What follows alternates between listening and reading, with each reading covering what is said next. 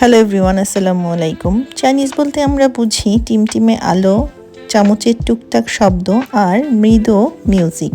কিন্তু এই চাইনিজ রেস্টুরেন্টটা একটু ভিন্ন ধরনের। রমরমা আলো, খাবারের স্বাদের সাথে কোনো কম্প্রোমাইজ নাই। ফ্রেঞ্চ ফ্রাইয়ের কালার দেখতে নর্মাল হলেও স্বাদে কিন্তু বেশ মজাদার।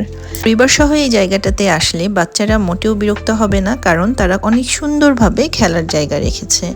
আর আপনি যদি চান চাইনিজদের পাশাপাশি একটু গ্রিন ভাইবস নিতে, একটু রুফটপের আনন্দ নিতে, সব কিছুই একই জায়গায় পেয়ে যাবেন। আপনি যদি মনে করেন চাইলে এখানে সিনেমেটিক ভিডিওগ্রাফি এবং ফটোগ্রাফিও অনেক সুন্দরভাবে করতে পারেন দিনের বেলা এবং রাতের বেলা।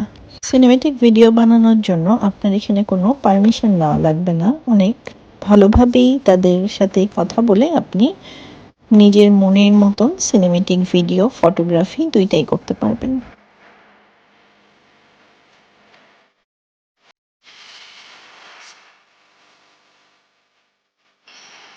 আপনি চাইলেই তারা আপনাকে রুফটপে নিরিবিলি পরিবেশে খাবার পরিবেশন করবে। তবে এই শীতের দিনে আউটডোরের চেয়ে ইনডোরটাই বেশি ভালো। এতক্ষণ আমি যেই রেস্টুরেন্টের কথা বলছি, এটা শনি আখড়ার পরের স্টপেজ সাইনবোর্ড বলা হয়। যারা মাতোয়েল মিথ্যাবাড়ি চিনে থাকেন তারা অনেক ভালোভাবেই চিনতে পারবেন।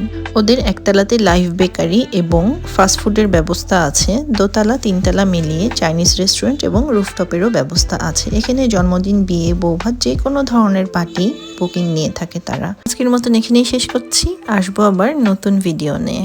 Thanks for watching. Allah Hafiz.